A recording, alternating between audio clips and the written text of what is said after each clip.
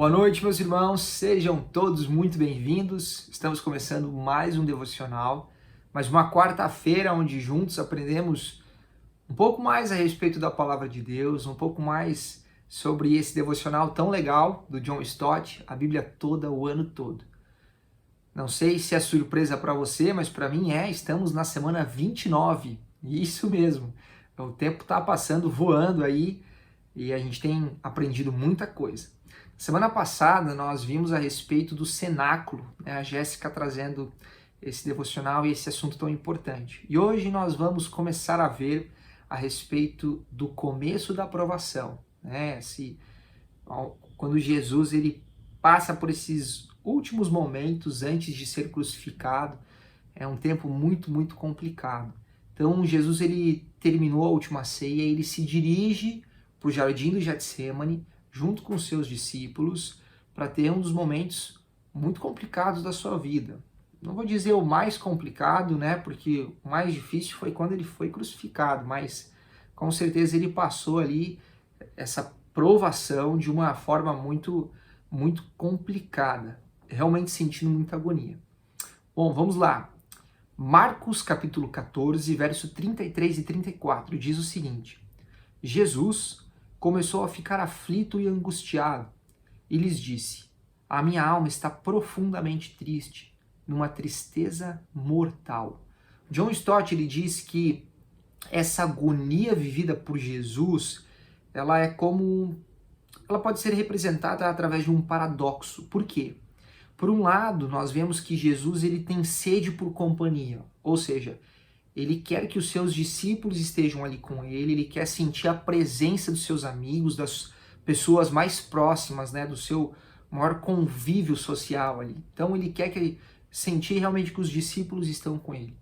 Mas por outro lado, né, mesmo em meio a esse momento de dor, esse momento de agonia, esse momento de sofrimento, Jesus ele se dirige a Deus de uma forma muito íntima, com uma expressão única, onde ele chama o Pai dele, né, onde ele chama Deus de uma forma muito pessoal. Marcos capítulo 14, verso 36, vai mostrar que Jesus chama Deus de Abba Pai, né, ou seja, essa expressão carinhosa, mostrando ali que tinha um relacionamento muito íntimo. Ou seja, ao mesmo tempo que Jesus ele quer sentir os seus discípulos por perto, ele também sabe que o único que realmente está com ele nesse momento é Deus. Mas Jesus, então, ele está passando por um momento de angústia, Jesus está passando por um momento complicado. E é interessante que John Stott vai dizer que tem uma tradução, uma versão da Bíblia, ARC, Almeida Revista Corrigida, que traz a melhor tradução do que Jesus estava sentindo naquela hora. Olha só o que essa versão nos diz, dos versos 33 e 34 de Marcos 14. Jesus começou a ter pavor e angustiar-se, e disse-lhes: a minha alma está profundamente triste até a morte. Lucas, ele faz aqui nesse momento, né, em Lucas capítulo 22, verso 44, ele traz algo a mais, talvez por ser médico e olhar as coisas de forma diferente, né, mas ele diz que o suor de Jesus era como gotas de sangue. Ou seja, isso demonstra que o que Jesus estava passando não era algo simples, não era algo tranquilo de se resolver. Ele estava realmente sofrendo com isso, ele realmente estava angustiado. E o próprio Jesus, ele se refere a esse momento que ele está passando, a essa aprovação, como um cálice diante do qual tremia de pavor. Mas será que esse cálice era simplesmente a sua morte? E aí John Stott ele traz aqui algo interessante, e olha só, ao mesmo tempo que é interessante, também me incomodou um pouco, mas vamos ver se te incomoda. Diz o seguinte: Sócrates morreu em uma cela de prisão com uma disposição de ânimo totalmente diferente da de Jesus. Platão diz que Sócrates bebeu seu cálice sem tremer, alegre e silenciosamente. E aí o que me incomodou aqui? John Stott ele faz a pergunta: teria Sócrates sido mais corajoso que Jesus? Bom, nós sabemos que a resposta é não. Mas quando você analisa isso, não sei, para mim me incomodou assim. Poxa, como assim? Sócrates pode ser mais corajoso que Jesus. Em nenhum momento a coragem física ou a coragem moral de Jesus demonstra algum vacilo. Pelo contrário, Jesus ali foi muito corajoso. A questão é que os cálices, o cálice de Jesus e o cálice de Sócrates, ou seja, o que eles estavam propensos a passar, o que eles iriam passar, a aprovação deles era muito diferente. O cálice que Jesus desejou ardentemente evitar não foi a dor física da crucificação. Por mais que, com certeza, deve ter sido cruel, ele deve ter sentido muita dor. Mas não foi esse o cálice que Jesus tentou evitar. Também não foi a angústia mental de ver os seus amigos, as pessoas mais próximas, os seus discípulos, simplesmente fugindo na hora mais complicada da sua vida. A questão é que o horror espiritual que Jesus passou foi carregar sobre si os pecados do mundo. E aqui é uma aplicação que nós precisamos fazer nas nossas vidas. Na verdade, uma pergunta, algo que eu e você precisamos analisar. Jesus, alguém que não tinha pecado, alguém que viveu uma vida perfeita, quando ele sente o peso do pecado, quando ele está prestes a passar por tudo isso, ele sente uma angústia mortal, podemos assim dizer. E quantas vezes eu e você, nós vivemos no pecado, sabemos que não devemos fazer o que fazemos, mas mesmo assim continuamos a viver dessa forma, e parece que está tudo bem, sendo que na realidade nós também deveríamos sentir essa angústia por estarmos pecando, por estarmos desobedecendo ao Senhor, por estarmos nos afastando do Deus vivo, aquele que liberta. Então eu começo esse devocional já perguntando como é que está a tua vida nesse sentido. Talvez você precisa confessar algum pecado, talvez você precisa conversar com alguém e tentar resolver a sua vida. Mas não deixe que o pecado venha te dominar de tal forma que você viva no pecado sem sentir essa angústia. Jesus, ele é um exemplo em todos os sentidos. E ele estava passando por esse momento de agonia e estava temendo experimentar de forma total esse cálice, porque ele estava sentindo o peso horrível de carregar os meus e os teus pecados. Apesar de Jesus estar passando por esse momento difícil e querer evitar esse cálice, ele diz em João capítulo 18, verso 11, acaso não haverei de beber o cálice que o Pai me deu? Apesar dos pesares, Jesus ele tinha certeza do que ele foi chamado a fazer. E aí nós vemos a traição de Judas. Judas Iscariotes, um dos que fazia parte do círculo íntimo de Jesus. Mateus 26, verso 50, diz que os homens se aproximaram, agarraram Jesus e o prenderam. Ao sair da provação do Getsêmani, Jesus ele tem claro em sua mente de que não tem outra opção, não tem outra alternativa a não ser passar pela cruz, a não ser sofrer essa tão grande provação chamada crucificação. E aí, de repente, um destacamento de soldados armados, enviado pelos principais sacerdotes, sendo guiado por Judas, chegam para prender Jesus. E no meio disso tudo, surge Pedro. E Pedro ele estava com uma disposição a ponto de não se conformar de que Jesus ele seria preso. Na mente dele não era possível, não fazia parte do que ele tinha planejado em sua mente de que o Messias ele deveria sofrer e morrer. Então ele tira a espada dele, ele corta a orelha de Malco, ele está ali sem entender como assim vão prender o Messias, vão prender o meu mestre, como assim vão levar ele para sofrer. E Jesus chega e acalma o coração de Pedro e fala, relaxa aí, tudo isso está acontecendo para que se cumpra as Escrituras. Muitas vezes, para nós também é difícil de entender algumas coisas, muitas vezes, mas a Escritura diz dessa forma e ela se cumpre, ela é verdadeira. E tudo aconteceu da forma como aconteceu para que as Escrituras se cumprissem. Ao mesmo tempo que Pedro ele não quer que Jesus seja preso, ele também se engana, né? Porque ele disse que estaria com Jesus até o fim. E como nós sabemos, Pedro é aquele cara que nega Jesus 3 vezes. Marcos capítulo 14, verso 72 vai dizer: Então Pedro se lembrou da palavra que Jesus lhe tinha dito: Antes que 2 vezes cante o galo, você me negará 3 vezes. Então, a caminho ali do Getsemane, Jesus havia dito que Pedro negaria.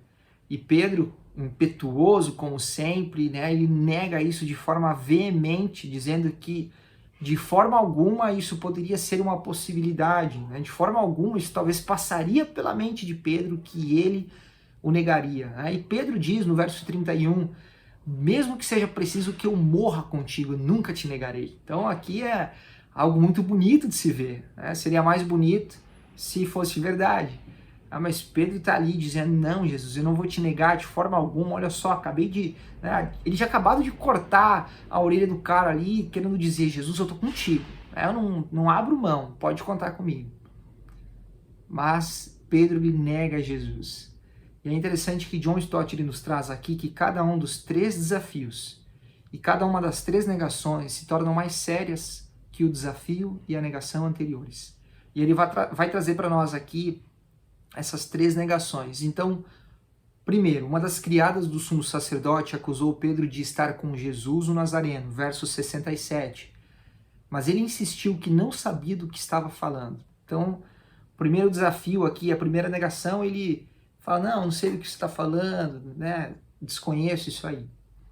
E aí vem o segundo desafio com a segunda negação, que se torna mais sério. Outra criada disse aos que estavam por perto, esse aí é um deles. Mas Pedro jurou que não o era. Então agora Pedro lhe fala com mais veemência, não sei do que você está falando, não era eu, me esquece. E aí vem o terceiro e último desafio, que é a terceira e última negação, onde um grupo de espectadores foi a Pedro e o desafiou diretamente, dizendo, certamente você é um deles, você é um galileu, verso 70. E olha que interessante, Pedro então começou a se amaldiçoar e a jurar, e até mesmo, como sugerem alguns comentaristas, Pedro começou a rogar praga sobre Jesus. É interessante que a gente não vê isso quando nós lemos de forma rápida a passagem. Mas na terceira vez, Pedro ele se expressa de uma forma como se ele nunca tivesse conhecido Jesus. E alguns comentaristas sugerem que ele está jogando praga aqui, falando, não conheço esse cara, não sei como ele falou, mas dizendo aqui, gente, não faço ideia quem que é esse cara. Você acha que um dia eu ia andar com esse maluco aí? Você acha que um dia eu ia fazer alguma coisa com ele? Então Pedro ele traz de uma forma aqui um tanto quanto assustadora.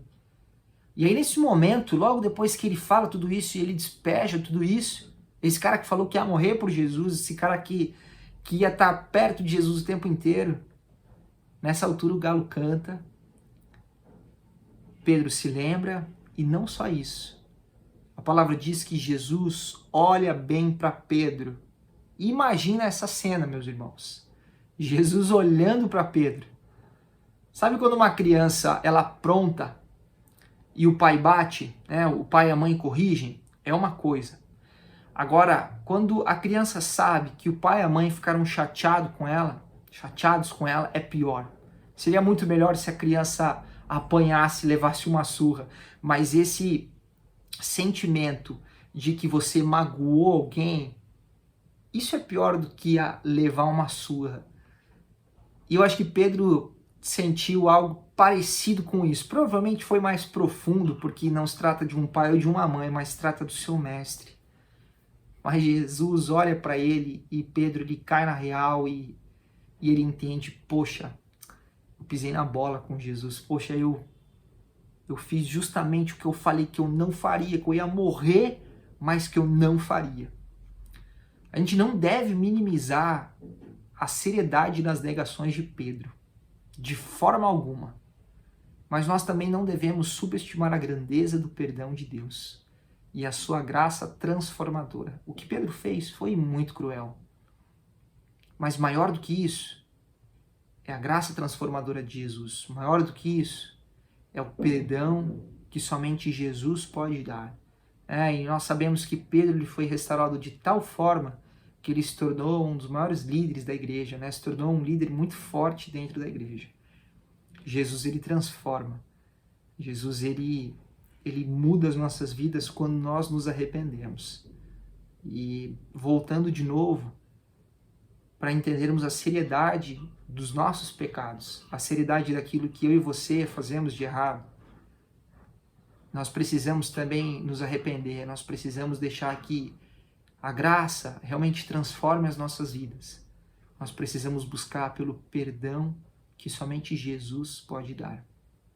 Jesus é levado, então, perante o Sinédrio para ser julgado. Marcos 14, verso 55 diz: os chefes dos sacerdotes e todo o Sinédrio estavam procurando depoimentos contra Jesus para que pudessem condená-lo à morte. É interessante aqui que John Stott ele faz um comparativo entre a ação de Pedro e a ação de Jesus.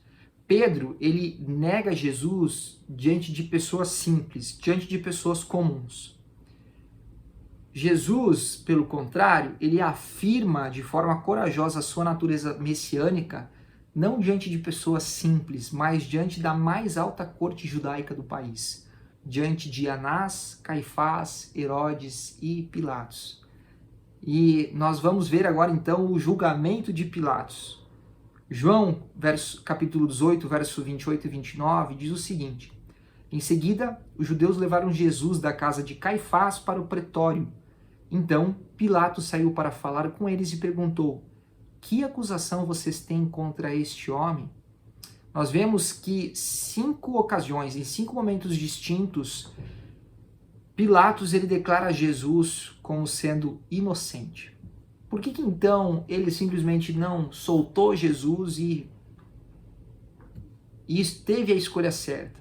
Acontece que a esposa de Pilatos ela chega para o marido e fala: não se envolve com esse inocente. Eu tive um sonho que não foi nada bom, e o meu conselho para você é de você não seguir de você não se envolver com esse inocente. Bom, nós precisamos entender então o que Pilatos faz. Marcos capítulo 15, verso 15 diz o seguinte: desejando agradar a multidão, Pilatos soltou-lhes Barrabás, mandou açoitar Jesus e o entregou para ser crucificado. Quem que era Pôncio Pilatos? Ele não era um cara qualquer. Ele era procurador da Judéia e era um administrador fantástico. Era um cara muito bom naquilo que ele fazia. Mas, às vezes, insensível quando se tratava dos escrúpulos judaicos. Pôncio Pilatos estava vivendo um verdadeiro dilema. Ele estava dividido entre a justiça, aquilo que era justo, e o que era conveniente. Ele sabia que Jesus era inocente, mas ele temia as consequências caso não desse ouvido à voz da multidão, caso ele não cedesse ao desejo da multidão. E ele descobriu que não tinha como ele satisfazer ambos os desejos, não tinha como ele soltar a multidão, não tinha como ele soltar Jesus e agradar a multidão. Então Pilatos ele tenta de 4 maneiras evitar uma decisão clara. A primeira, ele tentou transferir a responsabilidade a outro quando ele enviou Jesus até Herodes. Como isso não deu certo, ele então, na sua segunda tentativa, ele tenta fazer a coisa certa, que é soltar Jesus, mas com a motivação errada, por conta do costume da Páscoa. Ele queria libertar Jesus como sendo um ato de clemência e não um ato de justiça. Isso também não deu certo, então ele tenta satisfazer a multidão com medidas paliativas. Ele manda açoitar Jesus ao invés de crucificá-lo, achando que isso ia acalmar a multidão. E como nenhuma dessas alternativas deu certo, ele então tenta persuadir a multidão da sua integridade. E ele simplesmente lava suas mãos em público, mostrando que ele estava livre dessa decisão, que era algo que o povo deveria decidir. Mas por que Pilatos ele foi tão covarde? Por que Pilatos ele foi tão fraco na sua decisão? Sendo que nós vimos que ele era um cara importante, ele era um administrador muito bom, provavelmente um cara que tinha uma cabeça muito boa, ele pensava muito. Por que então ele foi tão fraco? A multidão, ela gritava em João 19, verso 12, o seguinte: se deixares esse homem livre, não és amigo de César. Pronto, isso definiu uma questão. Pilatos ele teve que escolher entre dois reis, entre o rei Jesus ou o rei César. E nós sabemos qual que foi a escolha. Ele decidiu escolher pelo rei César. E essa escolha dele é uma vergonha eterna, porque o nome dele foi imortalizado na cláusula do credo, que declara que Jesus sofreu sob Pôncio Pilatos. Uma escolha errada, que fez com que o nome dele fosse imortalizado, mas de forma tão cruel, de forma tão horrível. De quem foi a responsabilidade pela morte de Jesus? Marcos capítulo 15, verso 1, diz: os chefes dos sacerdotes, amarrando Jesus, levaram-no e entregaram a Pilatos. Bom, quando nós olhamos a sequência dos fatos, nós podemos perceber que Judas ele foi movido pela cobiça. Os sacerdotes foram movidos pela inveja. Pilatos foi movido pelo medo. A multidão fez o que fez por conta da hesitação. E os soldados, eles fizeram o que fizeram por causa da obrigação insensível. John Stott ele diz que nós podemos reconhecer a mesma mistura de pecados nas nossas vidas. Ele vai trazer aqui algo muito interessante, que o verbo grego paradidome é usado em cada etapa. E ele pode significar algumas coisas, olha só: entregar, liberar, desistir ou até mesmo trair. E aí, talvez trazendo aqui numa linha de pensamento, Judas entregou Jesus aos sacerdotes. Os sacerdotes entregaram a Pôncio Pilatos. Pôncio Pilatos entregou a multidão e a multidão entregou Jesus para que fosse crucificado. Mas não só isso. Jesus mesmo ele insistiu que a sua morte era um ato voluntário de sua parte. E ainda há mais uma perspectiva a ser considerada: a ação de Deus. Deus é descrito em Romanos 8,32 como aquele que não poupou o seu filho, mas o entregou por todos nós. Como entender, então, de quem que é a responsabilidade? É das pessoas? É do próprio Jesus? É de Deus? Como que a gente pode entender isso? Pedro, ele prega em Atos capítulo 2, verso 23, e ele diz o seguinte: este homem lhes foi entregue por propósito determinado e pré-conhecimento de Deus. E vocês, com a ajuda de homens perversos, o mataram, pregando-o na cruz. A morte de Jesus ela é atribuída de igual modo ao propósito de Deus e à perversidade dos homens. Ok, mas o que nós podemos aprender com isso? Jesus morreu e ele ressuscitou, está nos céus, graças a Deus, né, para a glória de Deus Pai.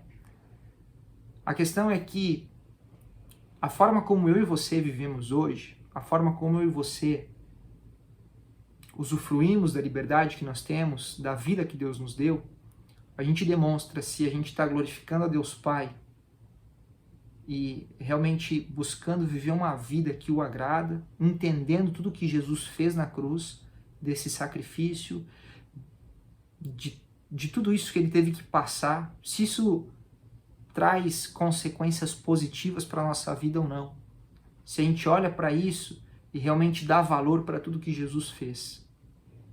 Muitas vezes nós olhamos para a cruz, lembramos, na hora a gente fica triste, mas vivemos a nossa vida achando que não tem nada a ver uma coisa com a outra.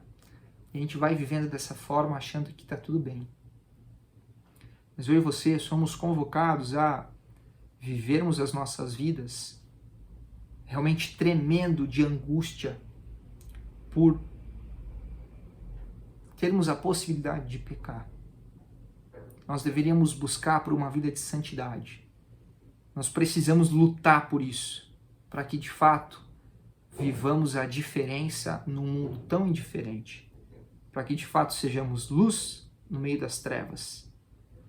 entendendo que o nosso pecado não simplesmente é algo ruim para nós, mas também nos afasta desse Deus tão maravilhoso que deseja ter um relacionamento íntimo comigo e com você. Meu irmão e minha irmã, que essa palavra possa causar um efeito na tua vida aí de repensar a forma como você tem vivido. Às vezes a gente vai vivendo no nosso dia a dia e não para pensar nos mínimos detalhes. Que possamos pensar nisso e buscar viver de forma diferente. Amém? Que Deus te abençoe. Nós teremos agora o nosso tempo de oração juntos pelo Zoom. Tem sido uma bênção, você está super convidado para participar. E não fique de fora do que está acontecendo na nossa igreja, né? Entre aí nas nossas redes sociais, veja tudo que tem acontecido e venha fazer parte dessa família. Deus te abençoe, um grande abraço e até quarta-feira que vem.